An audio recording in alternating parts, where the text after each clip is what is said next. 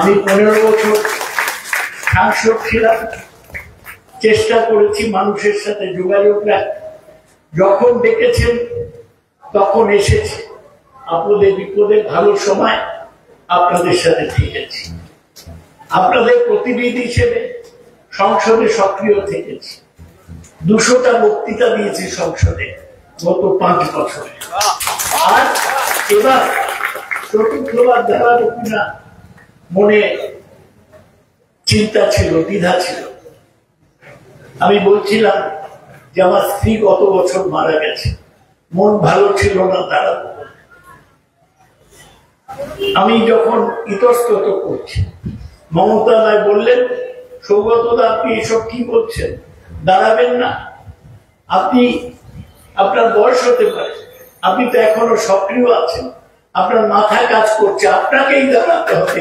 আমি শুধুমাত্র মমতা ব্যানার্জির কথায় দাঁড়িয়েছি, আর আমার এমএলএদের উপর ভিত্তি করে দাঁড়িয়েছি।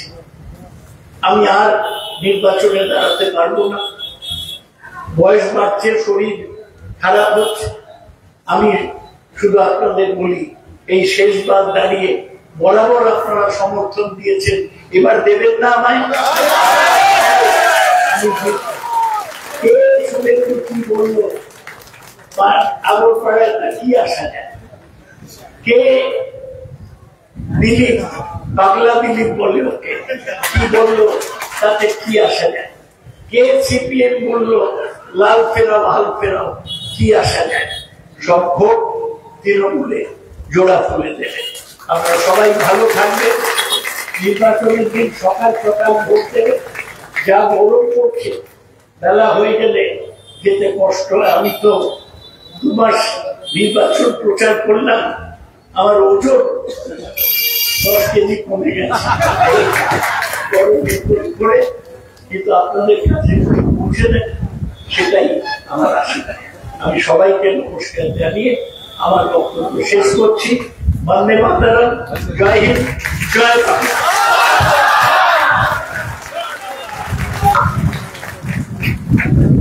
আমরা আমাদের প্রিয় প্রার্থী অধ্যাপক সৌগত রায়ের জন্য একটা জোর করতালি দিই। এবার বলি সৌগত রায় জিন্দাবাদ, সৌগত রায় জিন্দাবাদ।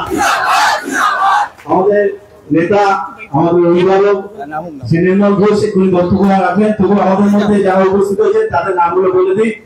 আমাদের রাজ্য মহিলা তৃণমূল কংগ্রেসের সভানেত্রী চন্দ্রা ঘোষ এসছেন, তাকে মঞ্চে স্বাগত জানাই। ইতিমধ্যে এসছেন তীর্থঙ্কর ঘোষ, তাকেও আমরা স্বাগত জানাই।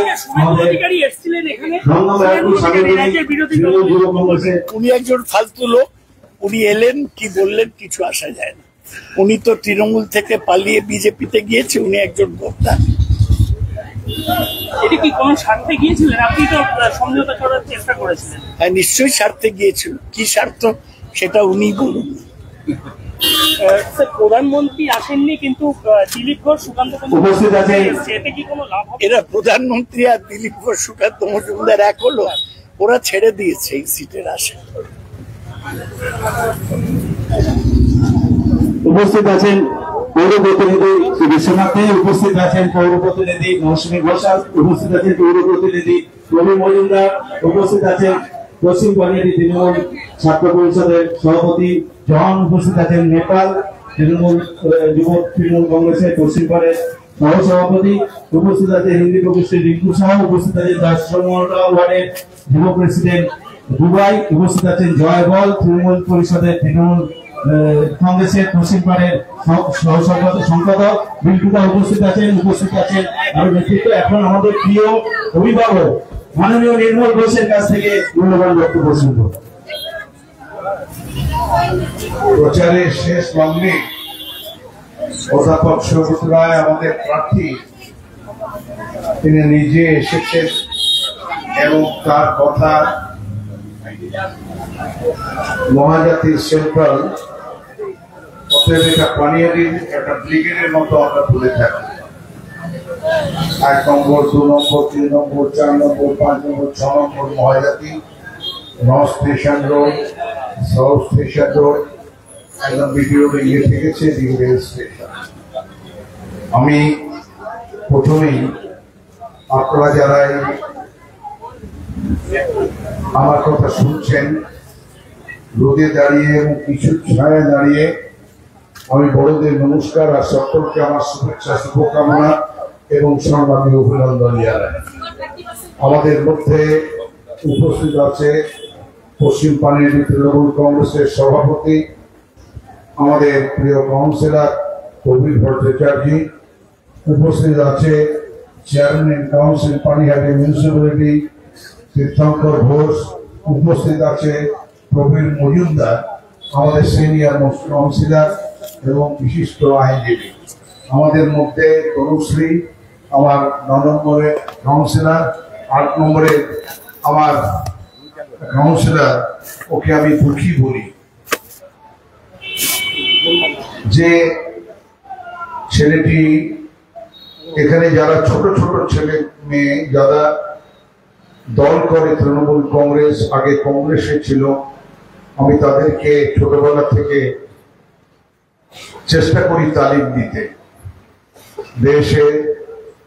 দেশ কি,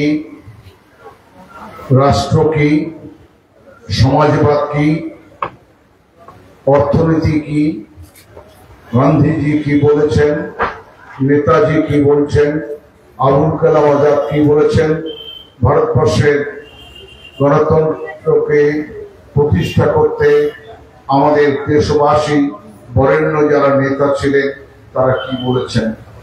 ধীরে ধীরে এখানে পরবর্তীকালে ধরু আমার রাজনীতিগতভাবে আমার কাছে আসে এবং পরবর্তীকালে ধীরে ধীরে মহাজাতির মানুষ, আগরপাড়ার মানুষ, সোদপুরের মানুষের কাছে তিনি অত্যন্ত জনপ্রিয় হয়ে ওঠে। আমি মীনাক্ষীকে ওই জন্য বলি, যার অল্প বয়সে স্বামী হারিয়েছে, কিন্তু আমরা বলতে পারি যে ধনুকে যারা হত্যা করেছে একথা আমাদের দল থেকে আমাদের সর্বোচ্চ নেতা অধ্যাপক সৌগত রায় তিনি যা বলার বলে গিয়েছেন। মমতা ব্যানার্জি বলেছেন একজন দুষ্কৃতী, এর থেকে বাদ পড়বে না, কঠোর শাস্তি এদের দিতে হবে। এখন বিজেপির কিছু নেতা যারা সতী সাবিত্রী সৎ হওয়ার চেষ্টা করছেন, মনে রাখবেন দূর থেকে আপনি যাই বলুন না কেন, আমি কিন্তু লক্ষ্য রেখেছি, আমার দল তৃণমূল কংগ্রেস ছাত্র যুব নজর রেখেছে যে কতটা লম্বা ওর পা হয়েছে আর কতটা চওড়া ওর হাত হয়েছে। মনে রাখবেন পাপ কখনো বাপকে ছাড়ে না।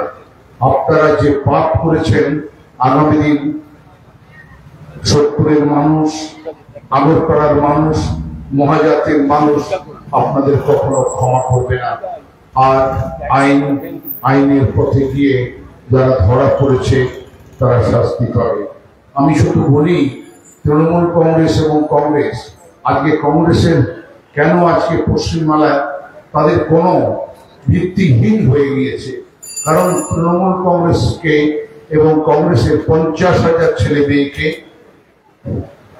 সপ্তম বামফ্রন্ট পর্যন্ত আমরা আমাদের দলের সহকর্মীদের হারিয়েছি হিংসা বিদ্বেষের কাছে। এবং মার্ক্সবাদী কমিউনিস্ট পার্টি তারা মনে করেছিল যে তৃণমূল কংগ্রেস এবং কংগ্রেসকে মারতে পারলে এই দল উঠে যাবে, কিন্তু মমতা ব্যানার্জির নাম, মমতা ব্যানার্জির নাম হচ্ছে সংগ্রাম, মমতাই হচ্ছে সততা, সততাই হচ্ছে দেশের জন্য উৎসর্গকৃত প্রাণ, যে প্রাণ বলছে আমার শেষ বিন্দু রক্ত ছাড়তে আমি বিজেপি এবং সিপিএম কে পশ্চিমবাংলার মানুষের অত্যাচার করতে দেব না, বাংলাকে ধ্বংস করতে দেব না, ভারতবর্ষের গণতন্ত্রকে আমি হত্যা করতে দেব না। তিনি বলছেন, মোদিজি আপনি শুনে রাখুন, আপনি ভারতবর্ষে লোকসভায় 2 বার জিতেছেন, আমি মমতা ব্যানার্জি ভারতবর্ষের লোকসভায় 7 বার জিতেছি, 7 টাইমস। আপনি মোদিজি এই জন্মে আপনি 7 বার জিততে পারবেন না, আপনাকে পরজন্ম নিতে হবে। যদিও আপনি বলছেন আপনি মাতৃগর্ভে জমা হয়নি, তার জন্ম মাতৃগর্ভে হয়নি। অর্বাচীন কি এক অদ্ভুত মানুষ, যার জন্ম যদি মাতৃ জঠরে না হয়ে থাকে, তাহলে আমাদের বাঙালিরা কি বলে এ কথা আমি বলে নিজেকে ছোট করতে চাই না। 2019-এ নিজের স্ত্রীকে উপেক্ষা করেছে, 2024-এ নির্বাচনে নিজের জন্মকে অস্বীকার করছে। তাই আমি আপনাদের বলি যে বিজেপি আজকে দেশটাকে, সিপিএম কিছু করতে পারেনি। 34 বছরে সিপিএম বাংলার শিল্পকে ধ্বংস করে দিয়েছে। 34 বছরে সিপিএম এই রাস্তাগুলোকে ধ্বংস করে দিয়েছে। 34 বছরে সিপিএম পানির মানুষকে পানীয় জল দিতে পারেনি। 34 বছরে সিপিএম নিকাশি ব্যবস্থা করে পানিহাটি বর্ষার জলের আবদ্ধতা থেকে মানুষকে মুক্ত করতে পারে, মানুষকে রেশন দিতে পারে, স্কুল কলেজ হাসপাতাল ফ্রি করতে পারে। সিপিএম ভেবেছিল যে তারা হিংসা এবং বিদ্বেষ দিয়ে মমতা ব্যানার্জিকে আটকে দেবে, কিন্তু হিংসা এবং বিদ্বেষ মানুষকে কখনো চিরদিনের জন্য বোকা বানিয়ে ভীত সন্ত্রস্ত করে রাখতে পারে না। তাই সিপিএম করতে পারেনি। আমরা তার সমালোচনা যত করব সময়টা নষ্ট হবে, কিন্তু সিপিএম কি করছে? বিজেপির কেন আমরা বন্ধু বলছি? সিপিএম এসেই বলছে তৃণমূল চোর। বিজেপি যা বলে সিপিএম তাই বলছে, সিপিএম যা বলে বিজেপি তাই বলছে। 2019 সালে রাম আর বাম দুজন এক হয়ে গিয়েছিল। এবার সুখবর, যদি অন্তত বাম তার যে চিহ্ন, বামপন্থার যে চিহ্ন, তা যদি পশ্চিমবাংলায় রাখতে পারে, কিন্তু অসম্ভব। কারণ একবার দলের থেকে মানুষ যদি স্বার্থের সন্ধান পায়, সেই স্বার্থের মধ্যেই মানুষ তার জীবনের ইতিকথা, জীবনের বাস্তবতাকে, জীবনের স্বার্থকে, জীবনের গতি বেগকে হারিয়ে ফেলে। আর একবার রাজনীতিতে যদি কেউ গতি বেগ হারিয়ে ফেলে, আজ পৌরসভায় ওরা নেই, বেশিরভাগ পশ্চিমবাংলায় পৌরসভায় ওরা নেই, প্রায় নেই বললেই চলে। ওরা পশ্চিমবাংলায় বিধানসভায় নেই, ভারতবর্ষের লোকসভা নেই। একটা দল যার ভাইকে নেতা জ্যোতিবাবু ছিলেন, একটা দল 34 বছর ক্ষমতায় ছিল, আজকে তাদের ভুল রাজনীতি, ভুল কমিউনিজমের পথে, যে পথ কখনো ভারতবর্ষের মানুষ কখনো মেনে নেয়নি, সেই পথে গিয়ে আজকে সর্বস্ব হারিয়েছে। আর মমতা ব্যানার্জি বলছেন আমি ভারতবর্ষে ইন্ডিয়া জোট তৈরি করেছি, নামটি তার দেওয়া মমতা ব্যানার্জি। বলছে বিজেপি গত 10 বছরে অনেক কথা তো বিজেপি বলছে, শুভেন্দু এসে কি বলছে ওই জানে না, বিধানসভায় শুভেন্দু কি বলে ওই জানে না, দিলীপ ঘোষ এটা পাগল, দিলীপ ঘোষ কি বলে মানে গরু বাড়িতে ভূষণ তবে সোনা এসে যাবে। এসব কথাবার্তা শুনে মানুষ বলে যে অর্বাচীন ছাড়া কেউ বলতে পারে নাকি গরুর দুধের সমাজ, গোবর খেলে পেট ভালো হয়ে যাবে। এইসব কথাবার্তা বলে সেই পুরাণের যুগে, বেদের যুগে একেবারে প্রাচীন ভারতবর্ষের ঐতিহ্যকে, কৃষ্টিকে, অগ্রগতিকে, উন্নতিকে, উন্নয়নকে একদম পিছন দিকে দিয়ে দিয়েছে। তাই আজকে শুভেন্দু দাঁড়ালে বুঝতাম, কিন্তু দিলীপ দাঁড়িয়েছে, দিলীপ ঘোষ আমার খুব বন্ধু লোক, বিধানসভায় ছিল, মেদিনীপুর থেকে যে দিদি সরিয়েছে সেদিনই হেরে গেছে।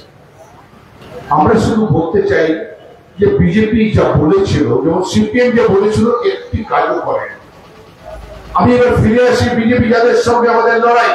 ভারতবর্ষে সরকার করতে হবে, নতুন সরকার মমতা ব্যানার্জির নেতৃত্বে নতুন সরকার করবে ভারতবর্ষে ইন্ডিয়া জোট।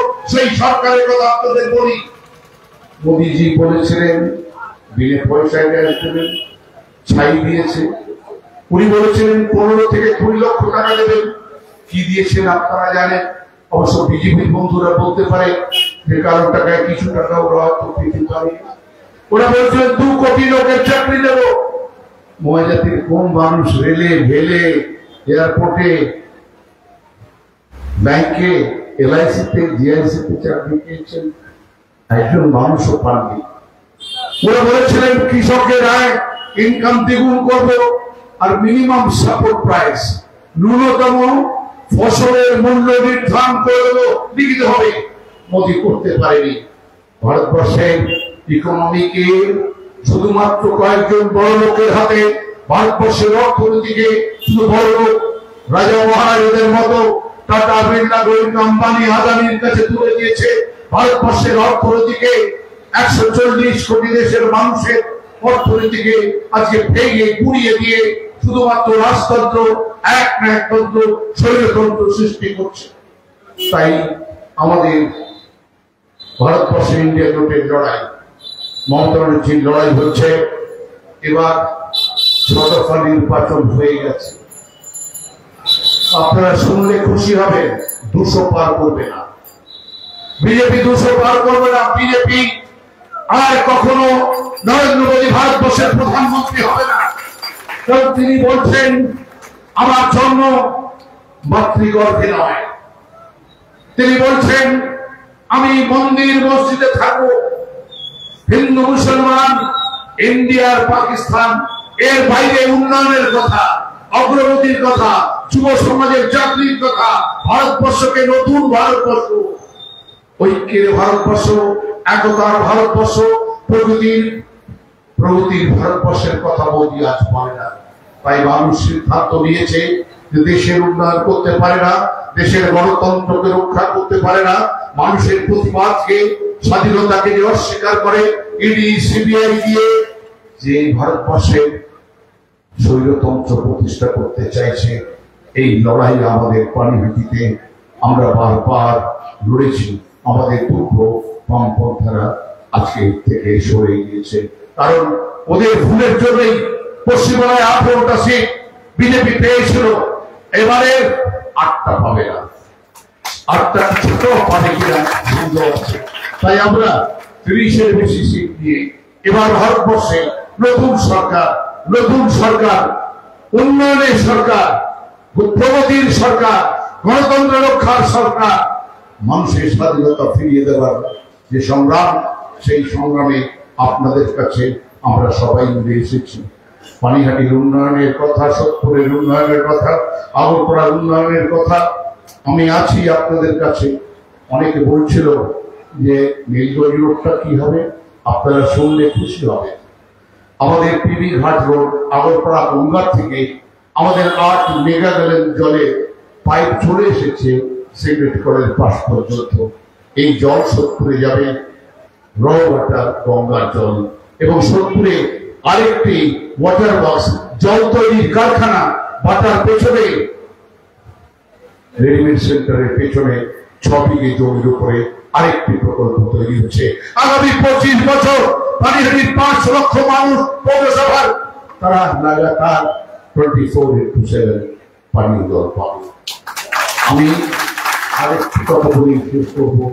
উন্নয়নের আরেকটি গতি সোভিয়েত ইউনিয়ন বলে, সোভিয়েত প্লাস ইলেকট্রিসিটি। আমার জীবনে 2 মাস ছিলাম সোভিয়েটে গিয়ে। মমতা বলছেন জ্যোতিবাবুর শাসন, বাবুর শাসন, 12 ঘন্টা লোডশেডিং, 8 ঘন্টা লোডশেডিং, মানুষের শক্তি, ভারতবর্ষের শক্তি, বাংলার মানুষের এগিয়ে যাওয়ার শক্তিকে গোড়া থেকে কেটে দিয়েছিল বামফ্রন্ট সরকার, সিপিএম এর সরকার। আজকে লোডশেডিং হয় না। আজকে মানুষ তাদের যে শক্তি, বিদ্যুৎকে সঙ্গে নিয়ে বিদ্যুতের গতিতেই আমাদের এগিয়ে যেতে হবে। তাই আপনাদের কাছে বলবো যে মমতা ব্যানার্জি কি চেয়েছেন, অধ্যাপক সৌগত রায় বলে গিয়েছেন। উনি যা বলেন উনি তা করেন। বিজেপি বলছে ক্ষমতায় এলে লক্ষ্মীর ভান্ডার তুলে দেবে। বিজেপি বলছে স্বাস্থ্যসাথী 5 লাখ টাকা আছে। মমতা ব্যানার্জি বলেছেন ভারতবর্ষের নতুন সরকার একে 10 লাখ টাকা করবে। বিজেপি বলছে একে তুলে দেবে। বিজেপি বলছে কন্যাশ্রী তুলে দেবে। বিজেপি বলছে, এবং সিপিএম একটু মাঝখানে দম দিয়েছিল, এই খয়রাতি ভিক্ষা তারা দেবে না, কিন্তু বিজেপি বলছে তারা বন্ধ করে দেবে। আসুন সবাই মিলে বিজেপিকে পশ্চিমবাংলা থেকে, ভারতবর্ষ থেকে যে সোপান ইন্ডিয়া জোট যে সোপানের নেত্রী মমতা ব্যানার্জি পূর্ব ভারতে সবাই মিলে এগিয়ে আসুন জোড়া ফুলে। অধ্যাপক সৌগত রায়কে আপনারা 3 বার আশীর্বাদ করেছেন, 3 বার 10তম লোকসভা থেকে গিয়ে ভারতবর্ষের শ্রেষ্ঠ সাংসদ হয়েছে। এবারে জিতে মমতা ব্যানার্জি হবে নতুন সরকারের সঞ্চালিকা শক্তি।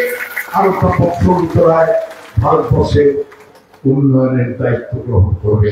এই কটি কথা বলে দেখুন, সিপিএম তৃণমূল রাজনৈতিক বিরোধ আছে, কিন্তু আমরা আমার ফার্স্ট কন্ডিশন যেটা আমার নেত্রী মমতা ব্যানার্জি বলেছেন, নির্মলদা দেখবেন কোথাও যেন সামাজিক বিতর্ক না হয়, বিতর্ক হলেও যেন কোন রকম অশান্তি না হয়। আমার ফার্স্ট প্রায়োরিটি হচ্ছে পানিহাটিতে, বিধানসভা কেন্দ্রে, আগরপাড়াতে, সোদপুরে, খোলায়, পানশিলায়, সুকচরে সব জায়গায় শান্তি বিরাজ করছে। তাই তো আজকে পানিহাটি একবার ভিডিওতে যান, পশ্চিমবাংলার সব থেকে বড় ফুড ভিলেজ পানিহাটি। ভারতবর্ষে যা পাওয়া যায়, পৃথিবীতে যা পাওয়া যায় সোদপুরে, ওই বিডি রোড থেকে আগরপাড়া থেকে শুরু করে গির্জা পর্যন্ত তাই পাওয়া যায়। মানুষ ব্যবসা করতে সোদপুরে আসে দূর দূরান্ত থেকে, কারণ এখানে শান্তি আছে, একতা আছে, মৈত্রী আছে, প্রগতি আছে। এটা আমাদের সকলের দায়িত্ব। আর মহাজাতির উপর আমি নির্ভর করি।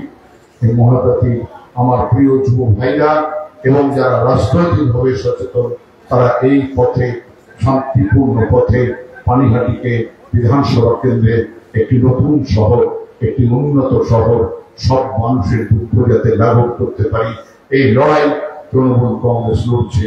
মমতা কান্ডারি আসুন সবাই মিলে এই শান্তির পথে, মৈত্রীর পথে, একতার পথে, ঐক্যের পথে আমরা এগিয়ে যাই। সৌগত রায়কে জোড়া ফুল মমতা 3 নম্বর ভোটদান থেকে তাকে আশীর্বাদ করুন।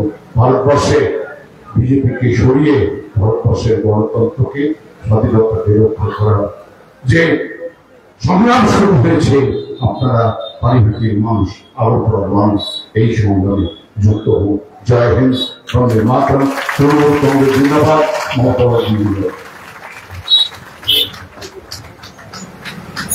আমরা শুনলাম আমাদের প্রিয় মানুষ, আমাদের প্রিয় বিধায়ক, আমাদের অভিভাবক শ্রী নির্মল ঘোষের বক্তব্য। আমাদের প্রিয় মানুষের জন্য একবার জোরে করতালি হোক, যার ভরসায় আমরা লোকসভায় লড়াই করতে জেনেছি। আমাদের প্রিয় অভিভাবক নির্মল ঘোষ মহাশয়কে পশ্চিম বাহিনী তৃণমূল কংগ্রেসের আয়োজিত এই পথসভার মাধ্যমে আন্তরিক কৃতজ্ঞতা, ভালোবাসা জানাচ্ছি। নির্মল ঘোষ জিন্দাবাদ, নির্মল ঘোষ জিন্দাবাদ, নির্মল ঘোষ জিন্দাবাদ। আমাদের এই গুরুত্বপূর্ণ নির্বাচনী পথসভায় এবার বক্তব্য রাখবেন